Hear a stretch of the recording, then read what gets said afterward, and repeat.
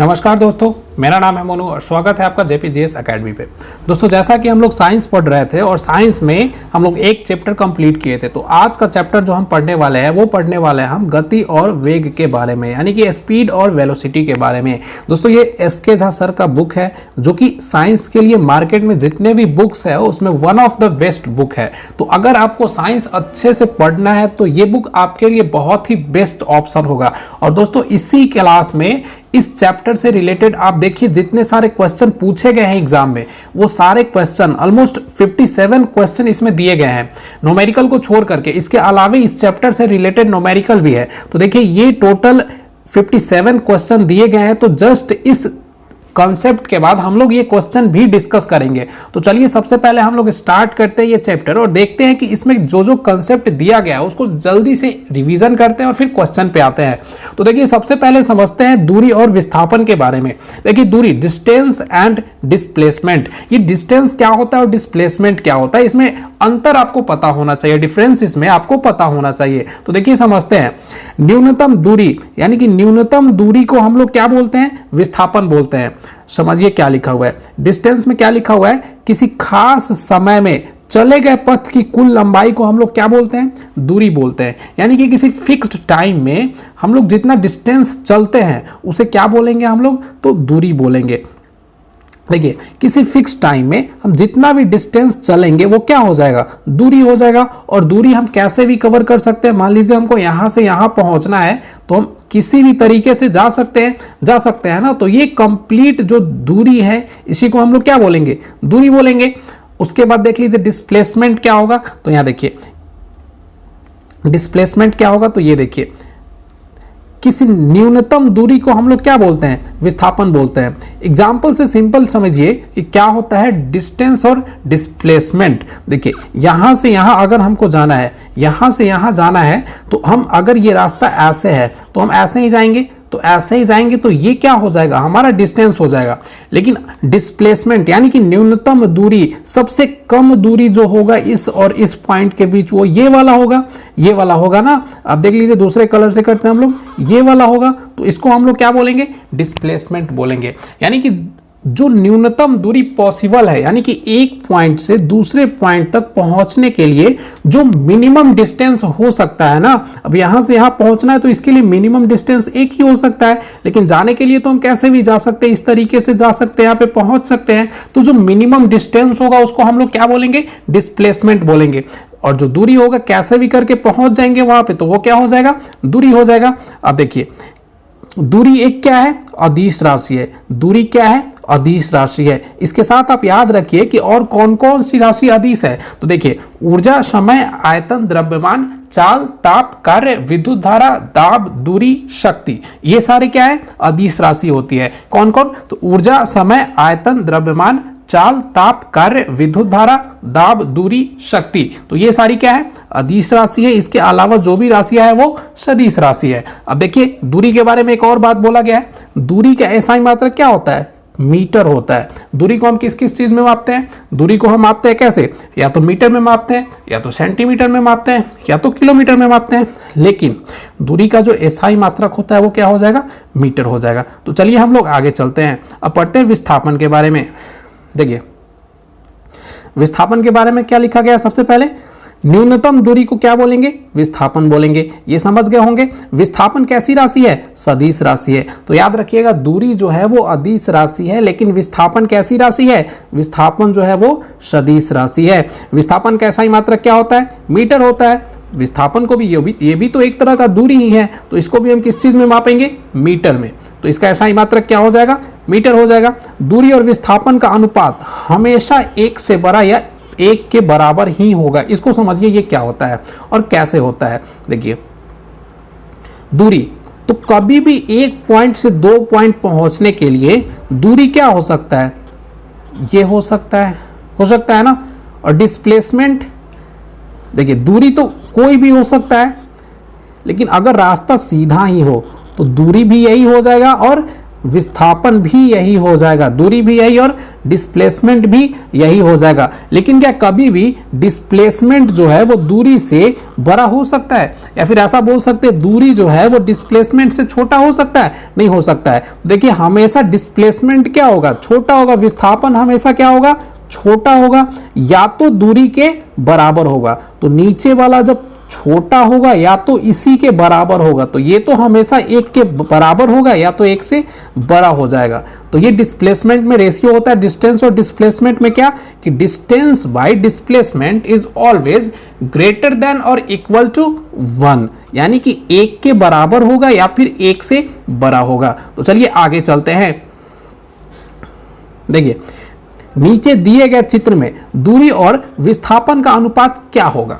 देखिए यहां पे ये जो फिगर आपको दिख रहा है इसमें आपको बताना है कि दूरी और विस्थापन का अनुपात क्या होगा। तो देखिए इस पॉइंट से हम चलना स्टार्ट करते हैं ना, और इस पॉइंट पे पहुंच जाते हैं। तो देखिए इस पॉइंट से चलना स्टार्ट करेंगे तो ये वाला जो लाइन आपको दिख रहा है ये क्या है? ये डिस्टेंस है, ये डिस्टेंस है ना, ये देख लीजिए ये क्या है? डिस्टेंस है।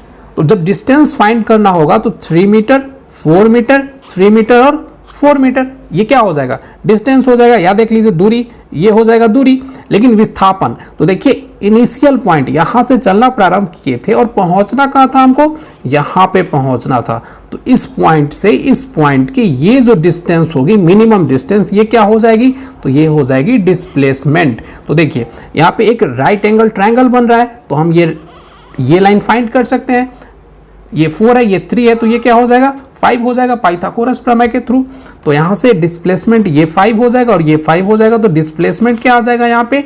10, लेकिन डिस्टेंस क्या हो जाएगा? तो 14 मीटर। तो ये समझ गए। आपको ऐसा क्वेश्चन आ सकता है तो आप अच्छे से निकाल लीजिएगा। अब अगला क्वेश्चन देखते हैं।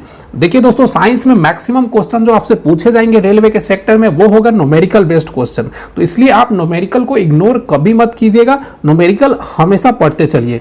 तो देखिए अगला क्वेश्चन पढ़ते हैं। अगर कोई गाय किसी वृत्ताकार पथ पे 2.5 चक्कर लगाती है, जैसे एक ये वृत्ताकार पथ है तो कोई गाय जो है वो इस पे कितने चक्कर लगाती है?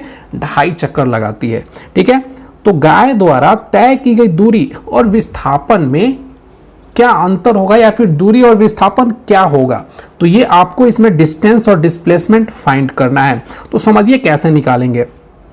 ये एक वृत्त है, सर्कल है ना, और इस सर्कल की रेडियस गिवन है कितना? 7 मीटर। तो देखिए एक चक्कर ये पूरा हो गया, फिर 2 चक्कर ये पूरा हो गया और फिर 2.5 चक्कर, यानी कि अगर यहां से चलना गाय स्टार्ट करती है, अगर यहां से चलना तो फाइनली वो कहां पे पहुंचेगी? यहां पे पहुंचेगी। क्योंकि अगर इस तरफ से चलेगी तो एक चक्कर तो ऐसे कंप्लीट करेगी, फिर एक चक्कर ऐसे कंप्लीट करेगी और फिर 2.5 चक्कर यानी कि आधा चक्कर और लगाएगी।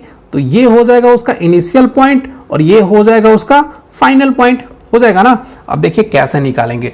तो किसी वृत्त पे जब कोई गाय चलेगी तो ये कितनी डिस्टेंस कवर करेगी? एक राउंड में। जब यहां से यहां तक ये पहुंचेगी तो एक बार में कितनी डिस्टेंस कवर करेगी? तो ये इसकी परिधि के बराबर, और परिधि कैसे निकालते हैं? तो 2πr, इसी फॉर्मूला से परिधि निकालते हैं, सर्कमफ्रेंस निकालते हैं ना। तो देखिए यहाँ पे 2πr, एक बार में 2πr, और कितनी चक्कर लगाती है? तो 2.5 चक्कर। तो इसमें क्या करेंगे हम लोग? 2.5 से 2.5 से मल्टीप्लाई कर देंगे। तो ये क्या हो जाएगा? 2 पाई का मान हम लोग क्या रखते हैं? 22/7, और r का मान क्या है?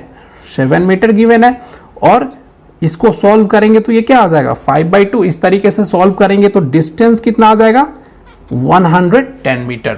डिस्टेंस तो टोटल इतना कवर किया। अब पता करना है कि डिस्प्लेसमेंट क्या होगा। तो देखिए डिस्प्लेसमेंट हमेशा इनिशियल पॉइंट और फाइनल पॉइंट के बीच निकालते हैं।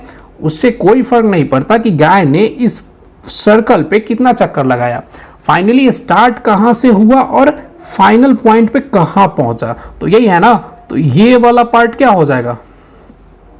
यहां से यहां तक डिस्प्लेसमेंट। अब देखिए इसके बीच जो मिनिमम डिस्टेंस होगा वो क्या ऐसे होगा या फिर ऐसे होगा? तो ये वाला हो जाएगा मिनिमम डिस्टेंस। तो यही क्या होगा? डिस्प्लेसमेंट। तो यहां से यहां तक 7 है और फिर यहां से यहां तक क्या हो जाएगा? 7 हो जाएगा। तो ये टोटल कितना हो जाएगा? 14 मीटर। तो इसका डिस्टेंस कितना हो जाएगा? 110 मीटर, लेकिन डिस्प्लेसमेंट कितना हो जाएगा? 14 मीटर। आगे देखते हैं हम लोग।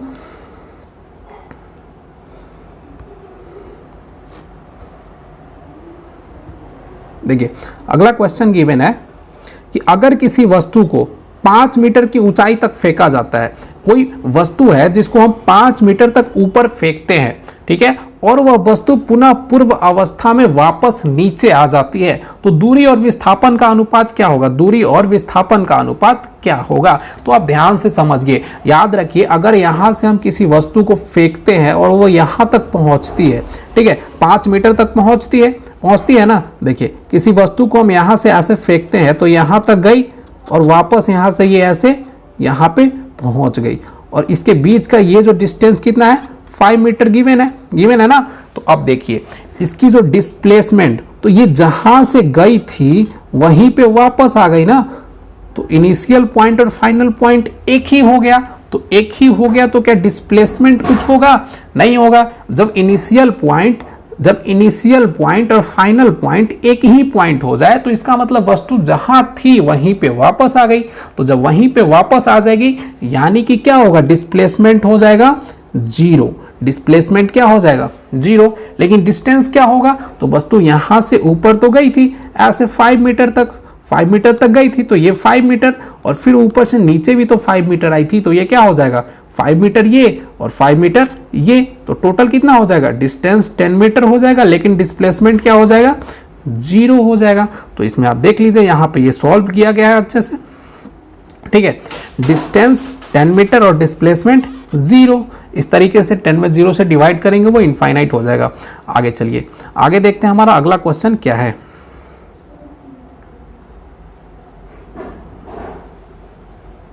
देखिए हमारा अगला क्वेश्चन गिवन है कि एक पिंड द्वारा 23 मीटर त्रिज्या तथा 144.51 मीटर यानी कि 144.51 मीटर परिधि वाले वृत्ताकार पथ पर एक चक्कर लगाती है। कोई एक वस्तु है, थोड़ा सा स्लाइड को नीचे कर लेते हैं ताकि आपको पूरा क्वेश्चन अच्छे से दिखे। अब देखिए ये, तो इसमें क्या है आप समझिए कि कोई एक पिंड है, जैसे ये एक कोई वस्तु है ना, कोई एक वस्तु है और ये क्या करती है? एक 23 मीटर त्रिज्या यानी कि ये जो सर्कल गिवन है इसकी रेडियस कितनी गिवन है हमको? 23 मीटर, ये 23 मीटर, और इसकी परिधि सरकमफ्रेंस कितनी गिवन है? तो देखिए ये तो रेडियस हो गई, लेकिन परिधि ये क्या होती है? परिधि होती है टोटल, तो ये भी गिवन है हमें कितना? 144.51 मीटर गिवन है ना। तो अब देखिए ये गिवन है, तो अब कहता है कि इसी पथ पे एक चक्कर पूरा लगाता है। तो जब एक चक्कर पूरा लगाएगा तो यहां से अगर चलना स्टार्ट करेगा और वापस इसी पॉइंट पे क्या होगा? पहुंच जाएगा। तो कितनी दूरी तय करेगा? जितनी इसकी परिधि होगी यानी कि सरकमफ्रेंस होगी, यही ना। और परिधि कितना गिवन है हमें? देख लीजिए परिधि गिवन कितना है? 144.51 मीटर, यही ना। तो इतना ही इसकी क्या हो जाएगी? डिस्टेंस हो जाएगी। लेकिन डिस्प्लेसमेंट जहां से ये चलना शुरू करेगी वहीं पे आकर वापस पहुंच जाएगी, तो क्या डिस्प्लेसमेंट कुछ होगा? नहीं होगा। तो सिंपली इसका डिस्टेंस क्या हो जाएगा? 144.51 मीटर, और डिस्प्लेसमेंट क्या हो जाएगा? 0 हो जाएगा। ठीक है, तो ये भी अच्छे से आपको समझ आ गया होगा। अब आगे चलते हैं, देखिए इसको सॉल्व किया गया है, आप अच्छे से देख के इसको समझ सकते हैं। आगे चलते हैं हम लोग।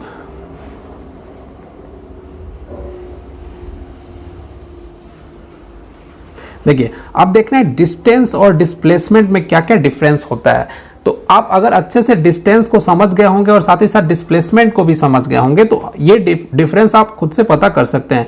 देखिए दूरी केवल और केवल परिमाण को व्यक्त करता है, यानी कि दूरी का कोई फिक्स डायरेक्शन नहीं होता, यहाँ से किसी भी दिशा में दूरी हो सकता है।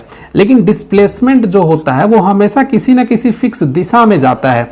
कैसे? समझिए, देखिए अगर यहां से यहां पहुंचना है तो मिनिमम डिस्टेंस क्या हो सकती है, यानी कि एक आदमी को यहां से चल के यहां तक पहुंचना है तो एक फिक्स डायरेक्शन में ही तो दूरी तय करनी पड़ेगी, और मिनिमम डिस्टेंस होगा तभी तो वो क्या हो जाएगा? डिस्प्लेसमेंट होगा। नहीं तो ऐसे ऐसे करके जाएंगे तो वो तो डिस्टेंस हो जाएगा। तो डिस्प्लेसमेंट हमेशा एक फिक्स डायरेक्शन में ही होता है।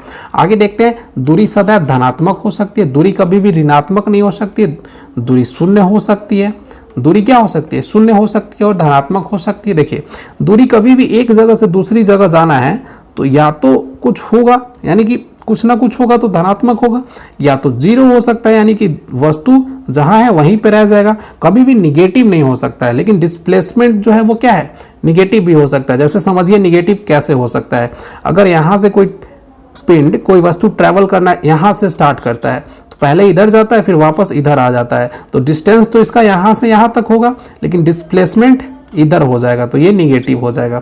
आगे चलते हैं, यह एक अदिश राशि है और यह एक सदिश राशि, यानी कि दूरी कैसी राशि है, अदिश राशि है, लेकिन डिस्प्लेसमेंट कैसी राशि है, सदिश राशि है, क्योंकि इसमें परिमाण के साथ साथ मैग्नीट्यूड के साथ साथ क्या होता है, फिक्स डायरेक्शन भी होता है। तो चलिए अब आगे चलते हैं, अब चाल को समझते हैं। चाल, स्पीड क्या होता है, व्हाट इज स्पीड। देखिए एकांक समय में तय की गई दूरी को हम लोग क्या बोलते हैं, चाल बोलते हैं। अब ऐसे लिखा हुआ इसे समझ तो आया नहीं कि सर एकांक समय में तय की गई दूरी मतलब हुआ क्या, ये तो बताइए। तो आप देखिए एकांक समय यानी कि किसी फिक्स टाइम में, किसी यूनिट ऑफ टाइम में, जैसे 1 सेकेंड में, 2 सेकेंड में, 1 मिनट में, 1 घंटे में, किसी यूनिट ऑफ टाइम में कोई भी पार्टिकल या फिर कोई भी वस्तु जो ट्रैवल करता है जिस स्पीड से, जो डिस्टेंस ट्रैवल करता है और वो कितने टाइम में ट्रैवल किया। जैसे समझिए 1 किलोमीटर, कोई पिंड 1 किलोमीटर ट्रैवल किया, कितना, 1 किलोमीटर, और वो कितने टाइम में ट्रैवल किया ये 1 किलोमीटर, 1 आवर में। क्या, 1 आवर में। तो ये 1 आवर और 1 किलोमीटर का रेशियो ही क्या हो जाएगा, चाल हो जाएगा। ये डिस्टेंस 1 किलोमीटर और ये टाइम 1 आवर। तो देखिए चाल बराबर क्या होता है, दूरी बटे समय, डिस्टेंस बाई टाइम। आगे देखिए इसका एसआई मात्रक क्या होता है, तो मीटर पर सेकंड। कैसे होता है मीटर पर सेकंड, तो दूरी को किस में मापेंगे हम लोग, मीटर में। दूरी का डिस्टेंस का एसआई यूनिट मीटर होता है, टाइम का क्या होता है, सेकंड होता है। तो इस तरीके से मीटर पर सेकंड हो जाएगा। और साथ ही साथ चाल कैसी राशि है, एक अदिश राशि है। स्पीड कैसी राशि है, तो अदिश राशि है। अब आगे चलते हैं, देखिए अब वेग समझते हैं। जैसे दूरी और डिस्प्लेसमेंट था ना, डिस्टेंस और डिस्प्लेसमेंट था, वैसे ही क्या होता है, स्पीड एंड वेलोसिटी, चाल होता है। देखिए चाल किसी भी डायरेक्शन में जा सकता है, चाल किसी भी डायरेक्शन में हो सकता है, लेकिन जब किसी फिक्स्ड डायरेक्शन में जाएंगे ना तो उसको हम क्या बोलेंगे, वेलोसिटी बोलेंगे, वेग बोलेंगे। जैसे डिस्टेंस था किसी भी डायरेक्शन में, कोई फिक्स डायरेक्शन था नहीं, लेकिन डिस्प्लेसमेंट का फिक्स डायरेक्शन था ना, वैसे ही अगर किसी फिक्स डायरेक्शन में जाएंगे तो वो क्या हो जाएगा, वेलोसिटी हो जाएगा, और किधर भी जा रहे हैं तो वो क्या हो जाएगा, चाल हो जाएगा, स्पीड हो जाएगा। अब देखिए एकांक समय में तय किए गए विस्थापन को ही क्या बोलते हैं, वेग बोलते हैं। यानी कि दूरी से निकालेंगे तो वो क्या हो जाएगा, स्पीड हो जाएगा, लेकिन अगर डिस्प्लेसमेंट से निकालेंगे तो वही क्या हो जाएगा, वेलोसिटी हो जाएगा, वेग हो जाएगा। अब देखिए आगे चलते हैं, इसका एसआई मात्रा क्या होता है, मीटर पर सेकेंड होता है, सेम ही होगा, लेकिन यह एक कैसी राशि है, सदिश राशि है, क्योंकि ये किस पे बेस्ड होती है, तो ये डिस्प्लेसमेंट पे बेस्ड होती है। अब देखिए आगे चलते हैं, वेग दो तरीके के हो सकते हैं। देखिए वेग, वेलोसिटी जो है वो दो तरीके का हो सकता है, एक हो सकता है प्रारंभिक वेग और दूसरा अंतिम वेग। प्रारंभिक वेग यानी कि जब कोई वस्तु चलना प्रारंभ करता है तो उस समय उसकी वेग, उसकी चाल क्या है, उसी को हम लोग इनिशियल वेलोसिटी बोलेंगे। और फाइनली जब वो वस्तु कहीं पहुंच जाती है तो उस समय उसकी वेग क्या होती है, उस समय उसको क्या बोलेंगे, फाइनल वेलोसिटी बोलेंगे, बोलेंगे ना। तो अब आगे देखिए चाल और वेग में अंतर क्या क्या होता है। देखिए चाल में केवल और केवल परिमाण होता है, दिशा नहीं होती है। चाल का कोई फिक्स डायरेक्शन होता है, नहीं होता है, इसीलिए ये क्या है, अदिश राशि है। आगे देखिए वेग में परिमाण के साथ साथ दिशा भी होती है, किसी ना किसी फिक्स डायरेक्शन में होता है वेग, इसीलिए ये कैसी राशि है, सदिश राशि है। किसी वस्तु की चाल उस वस्तु के परिमाण के बराबर या उससे अधिक हो सकता है। अब देखिए किसी वस्तु की चाल उस वस्तु के परिमाण के बराबर या फिर उससे अधिक हो सकता है, लेकिन वेग में देखिए किसी वस्तु का वेग, किसी वस्तु के वेग का परिमाण उस वस्तु की चाल से अधिक नहीं हो सकता है। ठीक है, आगे देखिए किसी वस्तु के द्वारा एकांक समय में तय की गई दूरी को उस वस्तु की क्या बोलते हैं, चाल बोलते हैं, लेकिन किसी वस्तु द्वारा एकांक समय में तय किए गए विस्थापन को क्या बोलेंगे, उसका वेग बोलेंगे। ठीक है, यहां तक सब अच्छे से समझ आ रहा है? अब समझते हैं त्वरण के बारे में, एक्सेलरेशन के बारे में। दोस्तों अगर आप पहले से फिजिक्स पढ़े होंगे तो ये सारे चीज आपको अच्छे से पता होगा, तो आप रिवीजन के तौर पे इसको देख सकते हैं। और इसके बाद हम लोग इससे रिलेटेड जितने भी क्वेश्चन पूछे गए हैं उसमें करीब करीब 57 क्वेश्चन अभी करने वाले हैं हम लोग इसी के क्लास में। तो आप क्लास में बने रहिए। आगे समझते हैं हम लोग एक्सेलरेशन यानी कि त्वरण के बारे में। देखिए वेग में परिवर्तन की दर को त्वरण बोलते हैं, यानी कि किसी फिक्स टाइम में वेग में जो परिवर्तन हो रहा होगा उसी को क्या बोलेंगे। जैसे यहां हम 2 किलोमीटर के स्पीड से चल रहे थे, इसके बाद हम 4 किलोमीटर के स्पीड से चल रहे थे, तो यहां वेग 2 किलोमीटर था, यहां पे 4 किलोमीटर पर आवर हो गया, तो ये वेग बढ़ गया ना। तो ये जो परिवर्तन हुआ उसी को हम लोग क्या बोलते हैं, त्वरण बोलते हैं, एक्सेलरेशन बोलते हैं। देखिए त्वरण में क्या हो जाएगा, वेग में परिवर्तन बटे समय। जो वेग में परिवर्तन हो रहा था वो कितने समय में हो रहा था, इसी को हम बोलेंगे त्वरण, एक्सेलरेशन। देखिए a बराबर v minus you by T. v क्या हो जाएगा, final velocity, u initial velocity और t से टाइम हो जाएगा।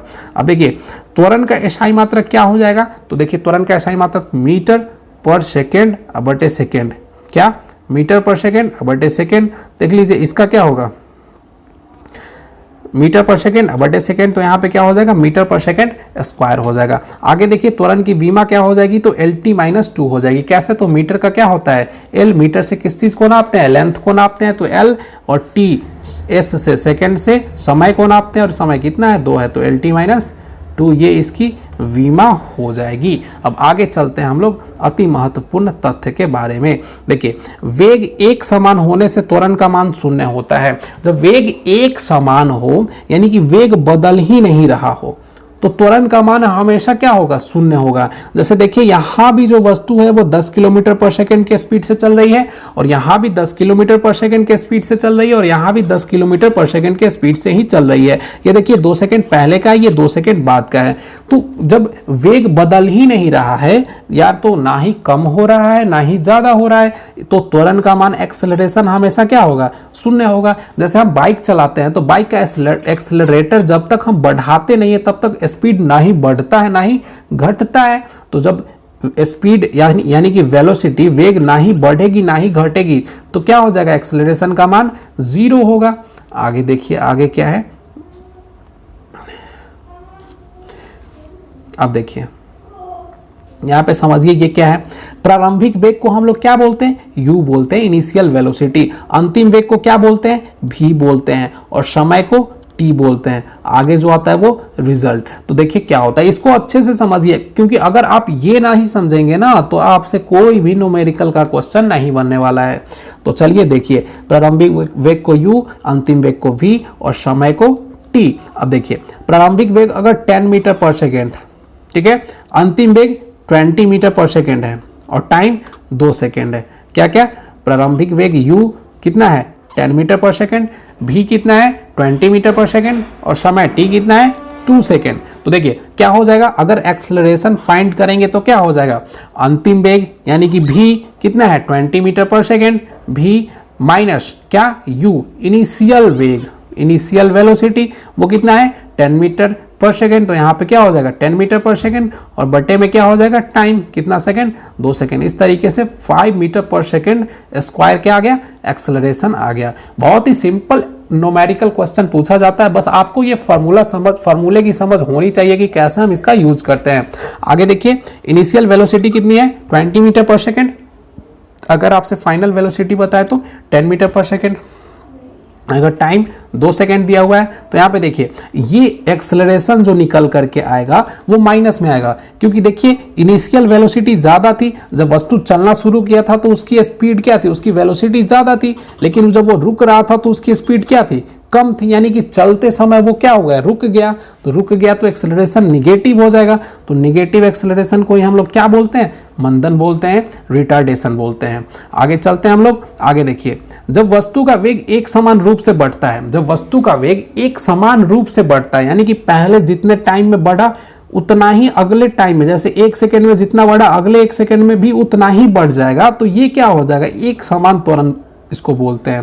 त्वरण क्या होता है, सेम होता है। जैसे यहाँ पे समझिए, यहाँ पे 2 सेकंड पहले जैसे यहाँ पे कोई गाड़ी चलना स्टार्ट करती है तो वो 2 मीटर पर सेकंड के स्पीड से चल रही थी, ठीक है। 2 सेकंड बाद वो कितने मीटर पर सेकंड के स्पीड से चलने लगी, 4 मीटर पर सेकंड के स्पीड से, और अगले 2 सेकंड के बाद वो फिर 6 मीटर पर सेकंड के स्पीड से चलने लगी। तो यहाँ देखिए 2 सेकंड में 2 मीटर यहाँ भी बढ़ गया और 2 सेकंड में 2 मीटर पर सेकंड यहाँ भी बढ़ गया। तो ये एक समान बढ़ रहा है ना, जितना यहाँ बढ़ा उतना ही टाइम में यहाँ भी बढ़ा। तो इस तरीके से इसका जो एक्सेलरेशन होगा वो क्या हो जाएगा, एक समान हो जाएगा। इसका एक्सेलरेशन क्या हो जाएगा, एक समान, त्वरण एक समान हो जाएगा। अब चलिए आगे देखते हैं अब कैसे निकालेंगे। तो यहाँ से आप निकाल सकते हैं ये देखिए। अब u हमेशा क्या होगा, जब u जब बड़ा होगा, सॉरी u जब छोटा होगा v से, यानी कि v बड़ा होगा, यानी कि अंतिम वेग ज्यादा होगा, प्रारंभिक वेग कम होगा, तो जो फाइंड करेंगे उसको हम लोग क्या बोलेंगे,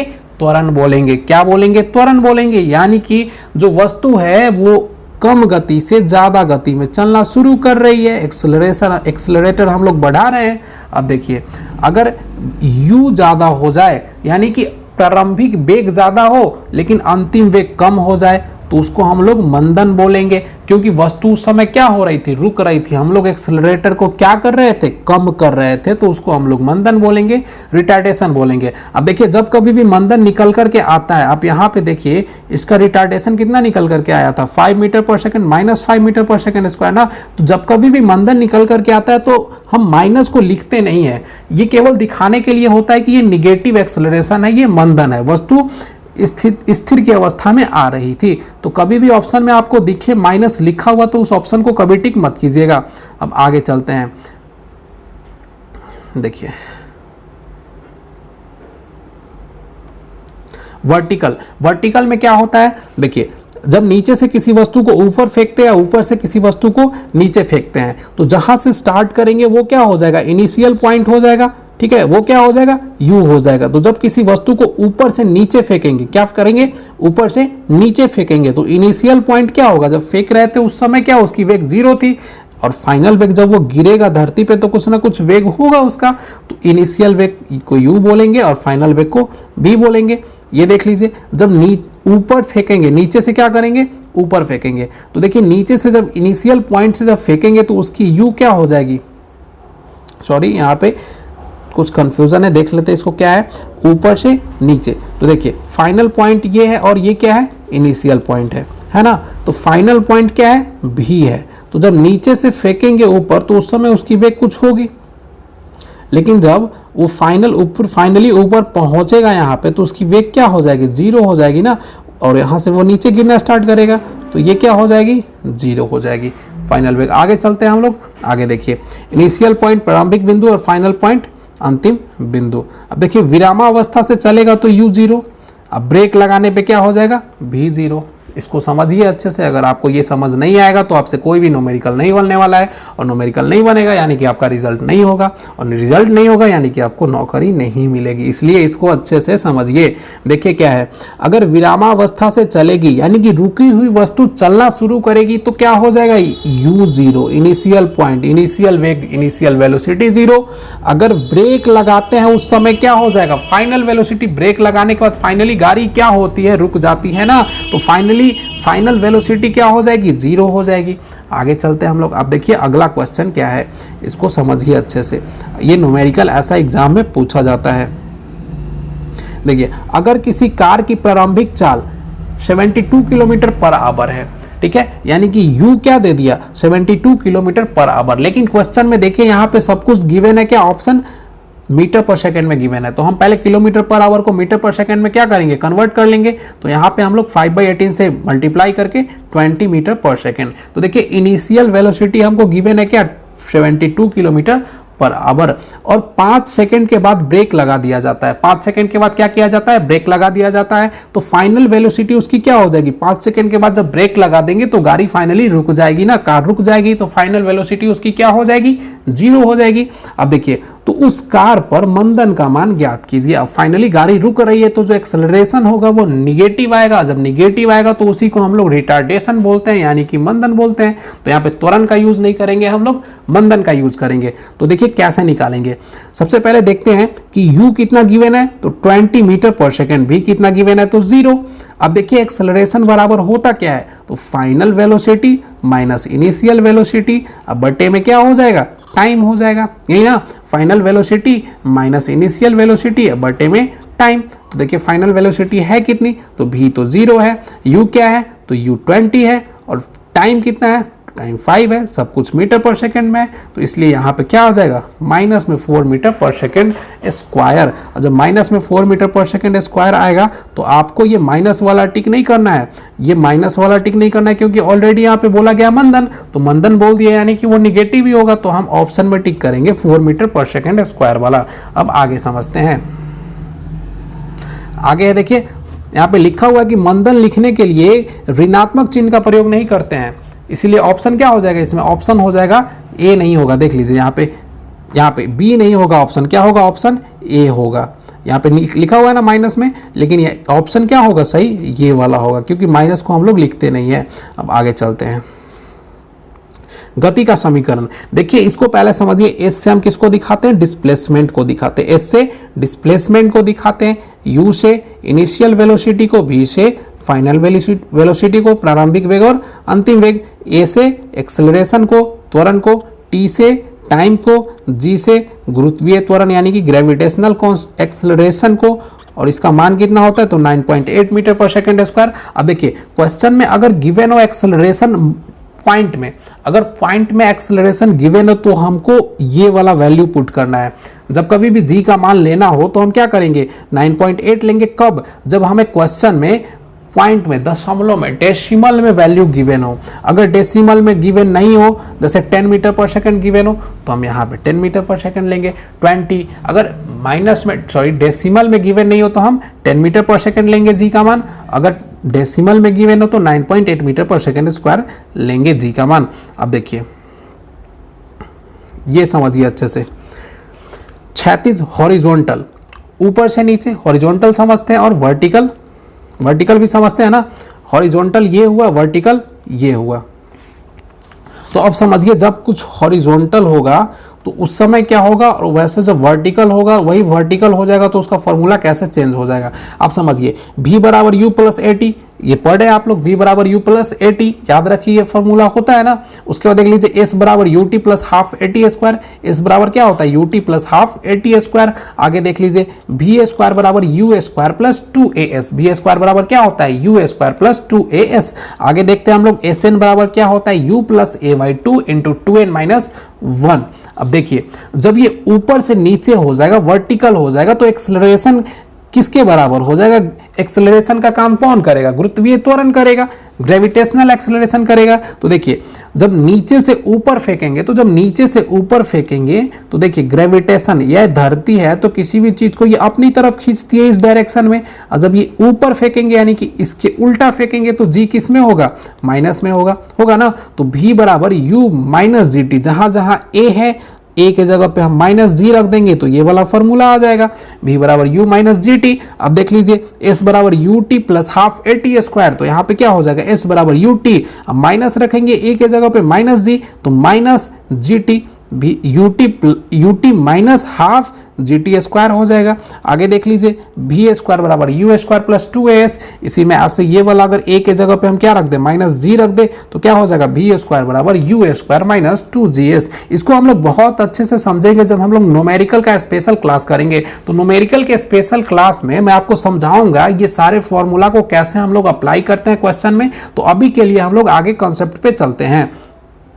देखिए अगला है गति के समीकरण। देखिए गति का समीकरण सीधा सीधा एग्जाम में पूछा जाता है, तो आप गति का सूत्र मत याद रखिए, गति का समीकरण याद रखिए। और इसका ये देखिए पूछा भी जाता है, प्रथम समीकरण कौन है, द्वितीय समीकरण कौन है और तृतीय समीकरण कौन है। साथ ही साथ पूछा जाता है कि पहले समीकरण किस चीज को बताता है, दूसरा समीकरण किस चीज को बताता है और तीसरा समीकरण किस चीज को बताता है। तो देखिए प्रथम समीकरण क्या होता है, फर्स्ट इक्वेशन क्या होता है, फर्स्ट इक्वेशन होता है v बराबर u प्लस at, इसी को हम लोग फर्स्ट इक्वेशन प्रथम समीकरण बोलते हैं। डिस्टेंस का फर्स्ट इक्वेशन क्या होता है, गति का प्रथम समीकरण v बराबर u प्लस at होता है।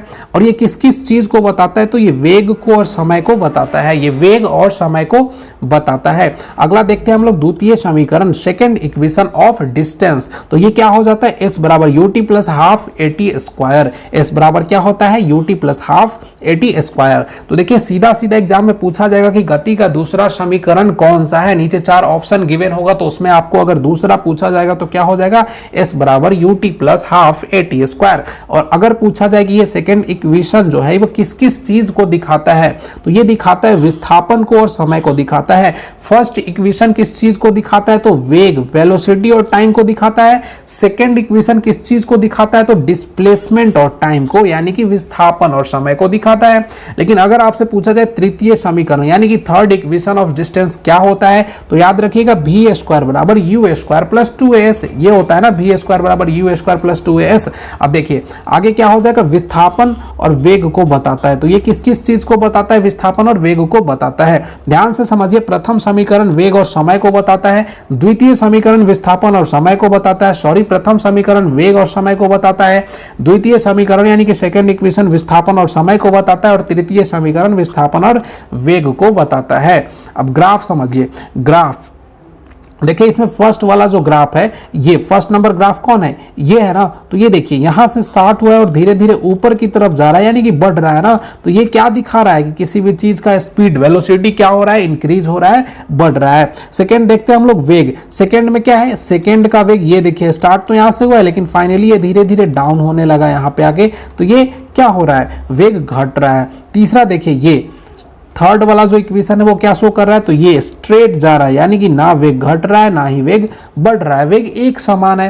फोर्थ देखिए, फोर्थ ये देखिए हर एक टाइम में क्या है, यहाँ भी ये देखिए ये नीचे वाला टाइम है ना, तो 2 मिनट में भी वही है, 3 मिनट में भी वही है, 4 मिनट में भी वही है, यानी कि ये क्या है, स्थिर है, ये स्टेबल है, यानी कि विरामावस्था में है। और पांचवा देखते हैं, पांचवा कहाँ पे है, ये है पांचवा। तो पांचवा दिखा रहा है कि ये बिना टाइम में, सेम टाइम में इतना, मतलब बिना टाइम लिए बढ़ जा रहा है। कैसे हो सकता है, ये टाइम है ना, देखिए ये डिस्टेंस है, तो यहाँ पे देखिए ये टाइम तो यही है। अगर मान लीजिए यहाँ पे 4 मिनट था तो इसी पे है ये हमेशा के लिए, लेकिन इसका स्पीड, विस्थापन, वेलोसिटी बढ़ते जा रहा है, तो ऐसा पॉसिबल नहीं है, इसीलिए क्या लिखा हुआ है, असंभव लिखा हुआ है। अब आगे समझते हैं, देखिए बहुत जल्द आपके सामने क्वेश्चन आने वाला है। तो देखिए अगर फर्स्ट इक्वेशन में बात करें, फर्स्ट ग्राफ में बात करें, ये वाले में फर्स्ट में, तो क्या होगा, त्वरण बढ़ेगा, क्योंकि स्पीड क्या हो रहा है, बढ़ रहा है, तो स्पीड बढ़ रहा है यानी कि त्वरण बढ़ेगा। सेकंड में स्पीड कम हो रहा है यानी कि त्वरण घटेगा, रिटार्डेशन होगा, मंदन होगा। तीसरा देखिए एक समान त्वरण, जब स्पीड ना ही बढ़ रहा है और ना ही घट रहा है तो क्या हो जाएगा, त्वरण एक समान होगा, एक समान त्वरण। चौथा में क्या है, वेग एक समान हो जाएगा, देखिए वेग क्या हो जाएगा, एक समान हो जाएगा। और पांचवा क्या हो जाएगा, तो पांचवा तो पॉसिबल ही नहीं है। अब आगे देखिए ये सब जो भी क्वेश्चन है, इसको हम लोग जब न्यूमेरिकल का स्पेशल क्लास लेकर के आएंगे इस चैप्टर पे बेस्ड, तो उसमें अच्छे से समझेंगे। तो अब हम लोग स्टार्ट करते हैं इस चैप्टर से रिलेटेड जितने भी क्वेश्चन पूछे गए हैं एग्जाम में, या फिर जितने भी क्वेश्चन बन सकते हैं, आपको कंप्लीट क्वेश्चन इस चैप्टर से एक साथ मिलने वाला है, तो कृपया करके इस क्लास को पूरा देखिएगा। तो चलिए सबसे पहले देखते हैं हमारा फर्स्ट क्वेश्चन क्या है। लिखा गया है, किसी निर्दिष्ट दिशा में किसी वस्तु की गति को क्या कहा जाता है। इस लैंग्वेज को समझिएगा, भले ही आपको ये चैप्टर बहुत अच्छे से आता हो, लेकिन एग्जाम में जब ये क्वेश्चन आपके सामने आएगा ना, तो आपको समझ नहीं आएगा कि ये क्वेश्चन पूछ क्या रहा है। इसलिए क्वेश्चन प्रैक्टिस करना बहुत ही जरूरी है, क्योंकि इसी से आपको इसका लैंग्वेज समझ आएगा। तो देखिए पूछा गया है कि किसी निर्दिष्ट दिशा में किसी वस्तु की गति को क्या कहा जाता है, तो इसका सही उत्तर क्या हो जाएगा, सी, वेग कहा जाता है। यानी कि किसी फिक्स्ड डायरेक्शन में जब कोई वस्तु ट्रेवल करती है तो उसको क्या बोलेंगे हम लोग, वेग बोलेंगे। जब फिक्स्ड डायरेक्शन नहीं होगा तो उसको चाल बोलेंगे, स्पीड बोलेंगे। अगला देखते हैं, किसी पिंड का वेग समरूप कहा जाता है जब, यानी कि किसी पिंड का वेग समरूप कब कहा जाएगा। ये देख लीजिए यहाँ पे 4 नंबर ग्राफ था ना, यहाँ यहीं पे देख लीजिए, 1 मिनट यही वाला देख लीजिए, ये 4 नंबर क्या था, समरूप था ना। जब क्या हो, तो आप बताइए इसमें क्या हो जाएगा, जब वेग और मान क्या हो, दोनों नियत हो। जब वेग और मान दोनों नियत हो। अगला देखते हैं हम लोग थर्ड क्वेश्चन। तीसरा क्वेश्चन है, एक मिनट सॉरी, ये तीसरा क्वेश्चन है, चाल, दूरी और समय का सही संबंध क्या है? तो इसका सही उत्तर क्या हो जाएगा? स्पीड बराबर डिस्टेंस बटे टाइम। ये फार्मूला आपको याद होना ही चाहिए। अगला देखते हैं, तात्कालिक वेग और औसत वेग तब बराबर होते हैं जब, तात्कालिक वेग और औसत वेग तब बराबर होते हैं जब क्या होता है? तो इसका सही उत्तर हो जाएगा डी नंबर, यानी कि शून्य त्वरण हो। जब त्वरण शून्य हो, यानी कि समझिए ये क्वेश्चन क्या कह रहा है कि औसत वेग समझते हैं, जो भी स्पीड पूरे ट्रैवल टाइम के डिस्टेंस, ट्रैवल के ड्यूरिंग दौरान रहा, उस सबको निकालेंगे तो उसका औसत वेग जो आएगा 100, और करंट में जो उस चीज का वेग है वो बराबर कब होगा? तो बराबर तभी होगा जब त्वरण सेम हो। त्वरण होगा ही नहीं, शून्य होगा, कोई त्वरण नहीं होगा, तो वेग हमेशा क्या होगा? एक समान ही होगा।